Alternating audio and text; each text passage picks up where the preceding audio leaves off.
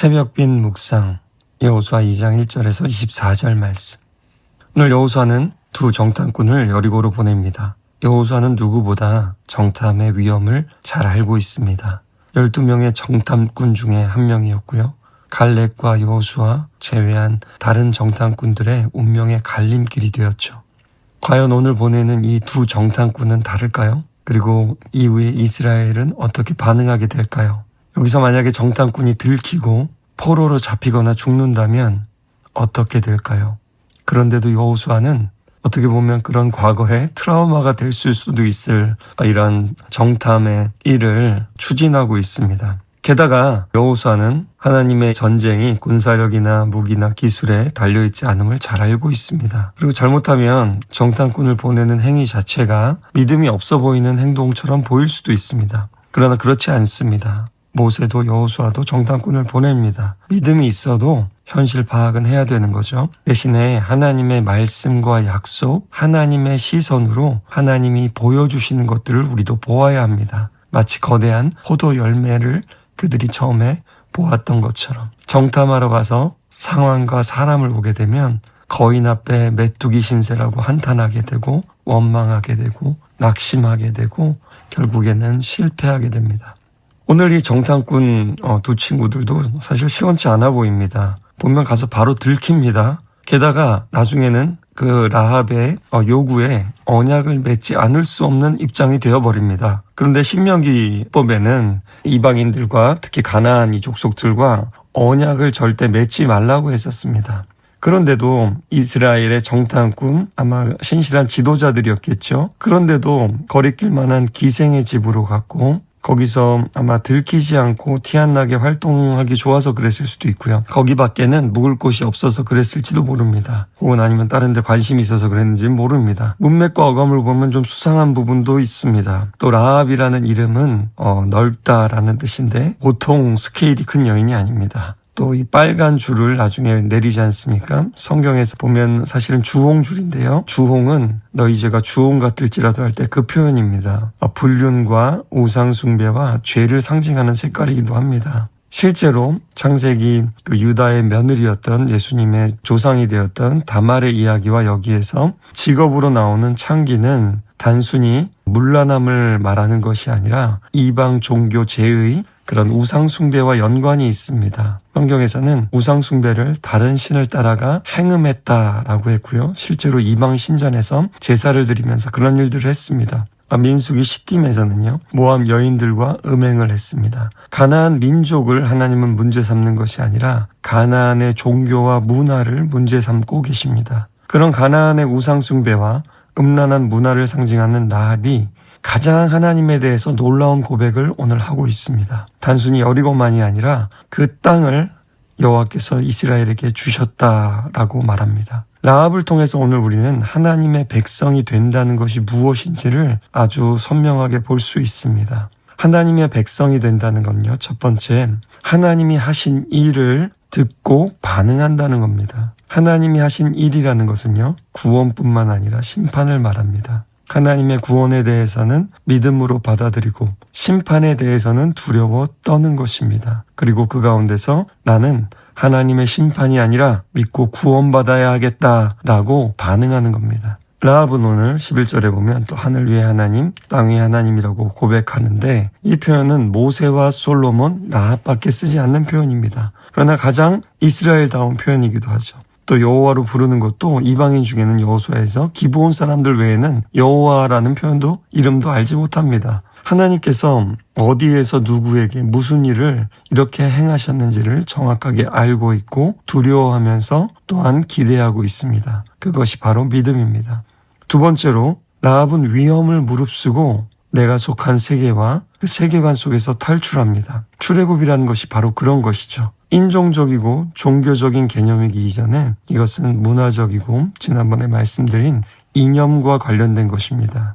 우리 삶의 가치, 우선순위, 삶의 방식, 그것을 제대로 발견하고 하나님 앞에서 그것을 버릴 수 있어야 된다는 거죠. 그리고 하나님의 가치와 하나님의 우선순위, 하나님이 말씀하시는 하나님 자녀로서의 삶의 방식, 예수님이 말씀하신 십자가를 지고 예수님을 따르는 그것을 이야기합니다.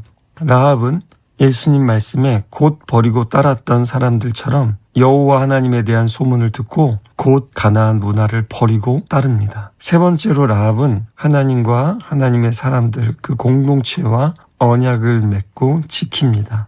라합은 하나님의 사람을 숨겨주죠. 그러나 뒤에 나오는 아가는 가나안의 물건을 훔치고 그것을 숨깁니다. 오늘 라합은 가나안 사람이지만 하나님의 사람들을 만나서 알아보고 대화하고 밀당하고 약속하고 그 약속을 지킬 줄 아는 사람입니다. 하나님의 사람은 하나님과 사람들과 대화하고 때로는 약속을 이끌어내고 때로는 처음에는 말이 잘 통하지 않는 것 같아도 또 이해되지 않아도 결국에는 한 목표를 향해서 나아갈 수 있는 사람입니다. 네 번째로 라합은 진정한 믿음의 사람이었고 지혜와 용기가 있는 사람이었습니다.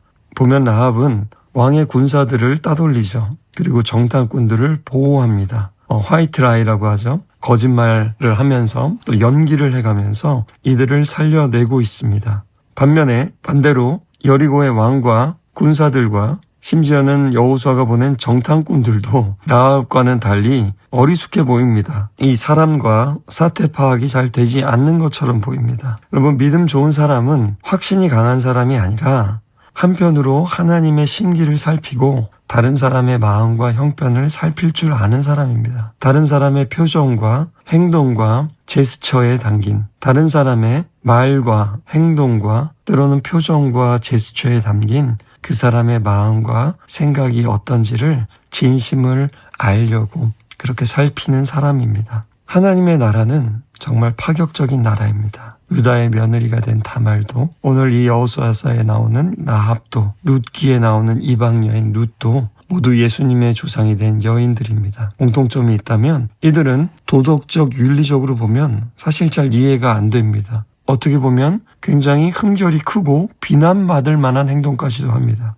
또 혈통적으로 민족적으로 봐도 이스라엘 사람들이 받아들이기 힘들었을 것입니다. 심지어는 하나님이 이전에 말씀하셨던 율법에 상충되거나 어기는 것처럼 보이기도 합니다. 그러나 바로 우리 예수님도 그런 분이셨습니다. 그 안에는 그러나 진짜 하나님의 구원의 생각과 마음과 구원의 계획들이 있었고 그것을 이루기 위한 이해와 행동들이 있었던 것입니다. 지식과 지위와 사람들의 평판과 도덕과는 다른 그 무언가가 우리에게 있어야만 합니다. 그리고 그것은 분명히 사랑과 연관이 있고 또 사람들이 살아가는 상황과 형편과 연관이 있습니다. 어떻게 보면 눈치라고 할까요? 나쁜 의미가 아니라 좋은 의미에서 말이죠. 사람과 상황과 미래를 꿰뚫어보는 통찰이라고도 할 수 있겠습니다.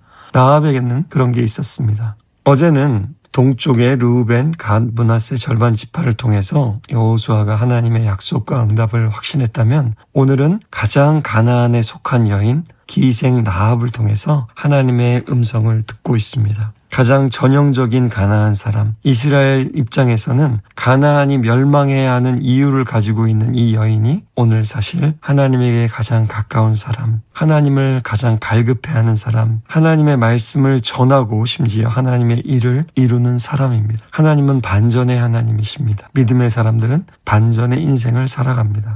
하나님은 반전의 하나님이십니다. 가장 불가능해 보이는 것을 가능하게 하시고 가장 그럴듯해 보이지 않는 사람들을 통해서 놀라운 구원을 이루십니다. 오늘 이 줄은요, 히브리어로 또 다른 뜻을 가지고 있는데 소망이라는 뜻을 가지고 있습니다. 만약에 여러분이 라합처럼 나 같은 사람이, 자격 없는 사람이 혹은 다른 사람들이 여러분을 그렇게 보는 것 같을지라도 기생의 붉은 줄이 소망이 되고 구원이 된 것을 잊지 마시기 바랍니다. 거꾸로 나는 오랫동안 믿었고 믿음의 가정 안에서 교회 안에서 인사이더처럼 살았더라도 이런 라합과 같은 사람들을 아웃사이더 같은 사람들을 주목하는 눈과 포용할 수 있는 마음을 가질 수 있기를 원합니다. 그 사람을 받아들이는 것이 곧 우리에게 다가오시는 하나님을 받아들이는 것이며 또 우리에게 다가오는 하나님의 큰 구원을 받아들이기도 하는 것이라는 것을 잊지 마시기 바랍니다. 여러분, 이 세상에서 권력과 지식과 부와 명예를 가진 사람들의 마음도 멘탈도 녹아내리고 간담이 서늘해지는 세상인 것 같습니다. 교회 다니는 사람들도 하나님의 말씀을 듣고 하나님이 보여주신 것을 보지 않는다면 똑같이 마음이 녹아버리기가 너무 쉽습니다. 오늘 말씀을 기억하면서 우리의 간담도 서늘해지고 두려움과 불안이 엄습할 때에 오히려 이 말씀을 기억하며 다시 한번 강하고 담대해지는 하나님의 사람들 되시기를 축복합니다.